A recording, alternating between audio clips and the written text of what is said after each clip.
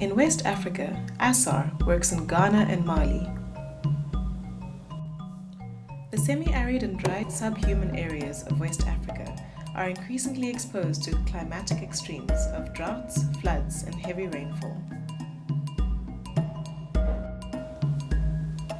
These changing conditions impact different people in different ways. For those living here, figuring out how to adapt to these uncertain circumstances is a challenging task that requires inputs from many different groups. In Ghana, ASSAR organized a workshop to facilitate in-depth discussions around what local people's futures might look like with a transformative scenario planning approach. TSP brings together concerned stakeholders from different, often conflicting perspectives. In the Upper West region of Ghana, the main issues identified in the first TSP workshop are government support and access to water. Participants create 4 different scenarios that can then help them to decide what could and should be done today to support climate change adaptation in the future.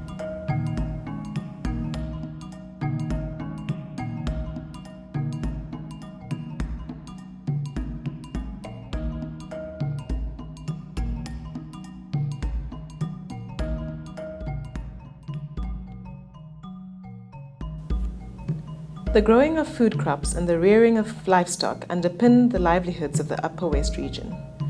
Rainfall patterns are erratic and there are frequent short droughts. Community members have built dugouts and shallow wells, but they are not deep enough to reach the water table. Due to siltation caused by farming and mining, there is also reduced access to water from the Black Volta River. Political parties focus on agriculture to gain farmers' votes in the upcoming election. By improving access to water and to drought-tolerant crops and livestock, there is more food security. Storage facilities are constructed at strategic locations to minimize the loss of produce. The government increases the number of agricultural extension staff. The economic and medicinal importance of the shea fruit is also explored. The government prohibits the cutting of shea trees for charcoal. Local processing of shea butter serves as a source of livelihoods for women. It also attracts the private sector to invest in food and shea butter processing units. The government loses to its opponent in the election, and this shifts the focus from agriculture to health and energy. Improper management of the existing dams has led to the malfunctioning of the irrigation systems. Farmers resort back to traditional farming along the dam and the river.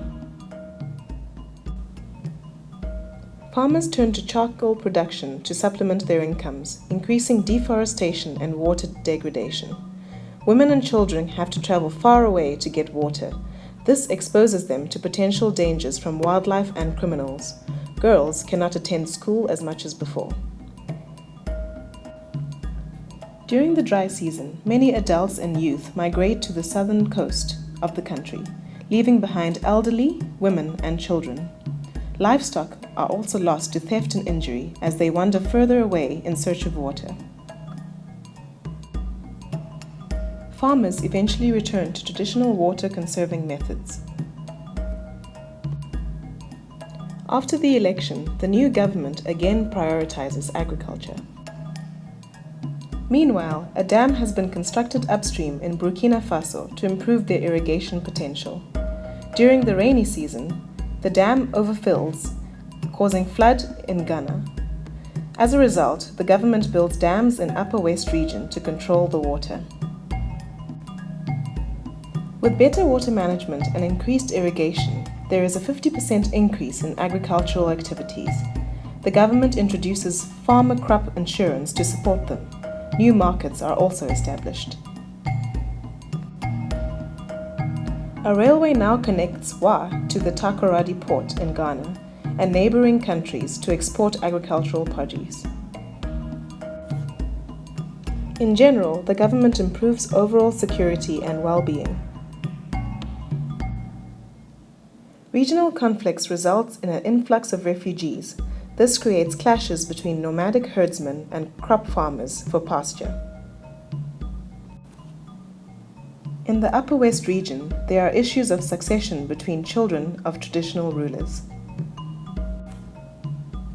Due to the lack of clearly defined boundaries and title deeds, competition for land and resources increases. Through sensitization programs introduced by the government, conflict resolution strategies are implemented. The sensitization works. The government appoints more agricultural extension workers to help smallholder farmers to increase productivity. However, some people are still finding it difficult to access water after 2 years. With strong political commitment, factories and roads are constructed, water pumps are given to communities, and more trees are planted.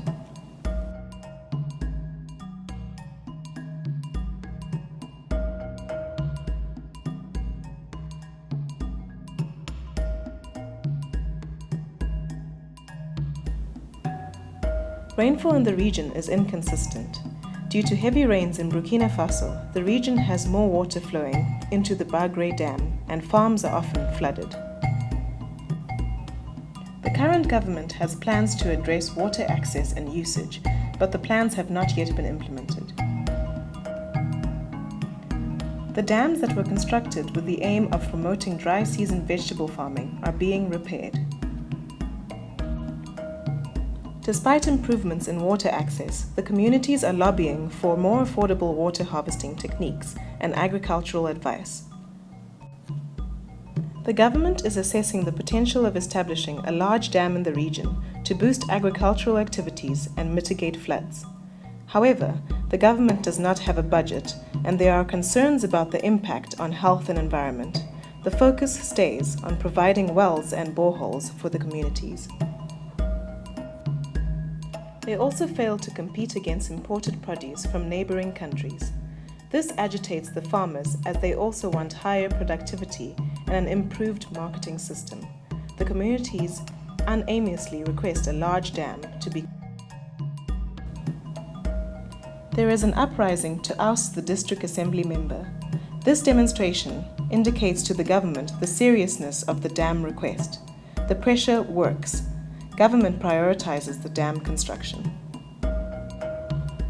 Farming communities are resettled to new locations. However, the properties are smaller than expected and they are unhappy about losing their cultural identity.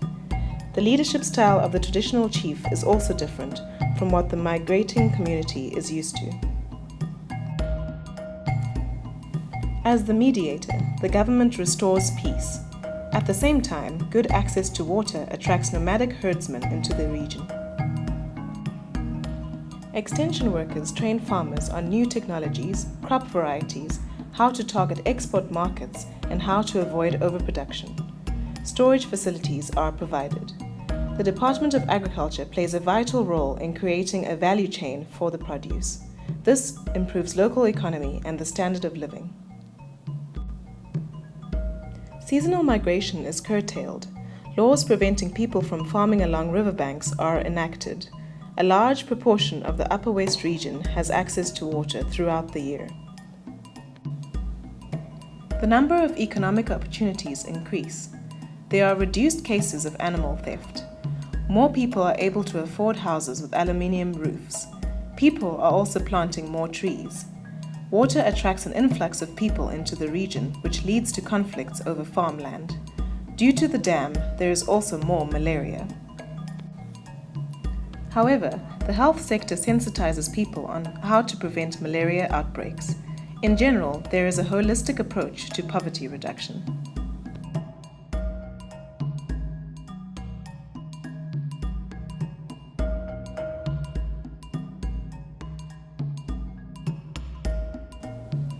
The region currently experiences short rains only from June. Overuse of water and degrading farming practices puts pressure on water resources in and around the Upper West region. The government has plans to address the lack of irrigation schemes. However, due to limited budget, little improvement is seen. Reduced annual rainfall contributes to the drying of water resources. This results in failed crops, social unrest, and hunger. Lack of water culminates in mass migration from neighboring countries to the coast of Ghana. Due to migration and the loss of agricultural revenue from shea butter and sorghum, the government is under pressure. Infrastructure is under severe stress and the economy is in decline. The government is more interested in re-election than investing in agriculture, leading to further loss of local political support. The government calls for international support and there is an influx of international donors into the Upper West region. An increase in population coupled with scarce resources contributes to social unrest and violence in the region. A conflict erupts between the farmers and the Fulani herders. Migrants, often youth, have left behind the elderly, children and women. The donors and the international communities exit and more support is sought from traditional authorities. Mining opportunities attract foreign companies to take advantage of the fragile situation. Extremist groups take advantage of the vulnerable. Traditional authorities, leaders of the Fulanis and district communities step in to try and resolve the conflict between the farmers and the herders. The rainfall is still erratic, causing stress and famine. In addition, the vulnerable are further exposed to extremist organizations. Frustration brings a rise in mass protests against the government. Traditional authorities and community leaders begin to engage with NGOs to return to the region. Alternative livelihood opportunities and farming techniques are explored. In addition, a new dam is being constructed. Village saving loan associations and business opportunities emerge again. Water stress continues, but attitudes are changing. With the help of NGOs, wells and boreholes are built and rainfall is harvested. Solar and wind power is used for energy generation. Due to increased water use upstream and climate change, the flow of the Black Volta River has decreased. Many people migrate out of the area, which reduces the labor force. Agricultural intensification is becoming the focus. Farming practices like permagardens are adopted. Drip irrigation and solar, wind and hydropower are becoming more common. The government has established close ties with neighboring countries on issues related to trade, water and migration. The peace and conflict resolution process begins to make progress.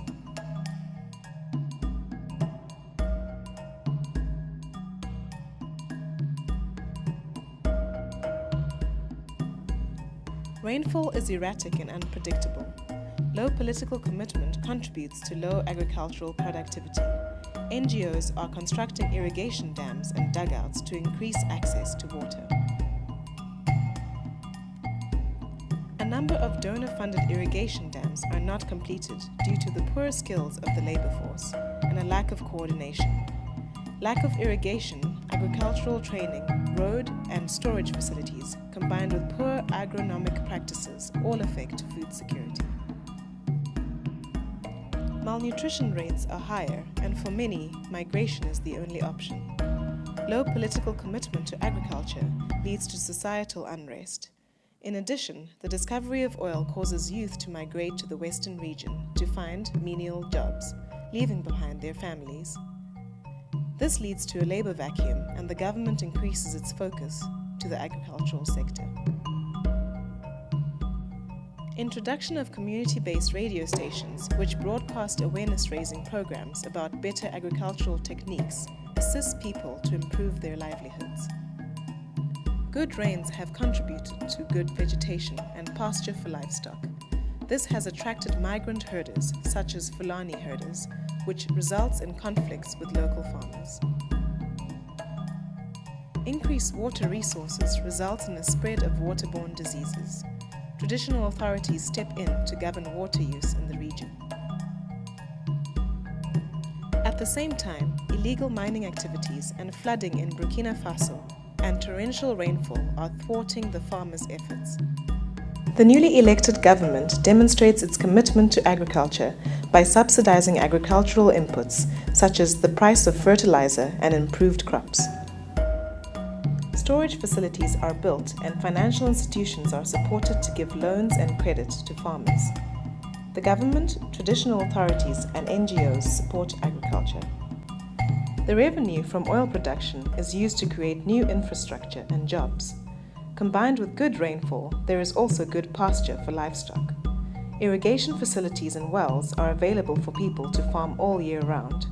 Frustration gives way to signs of excitement.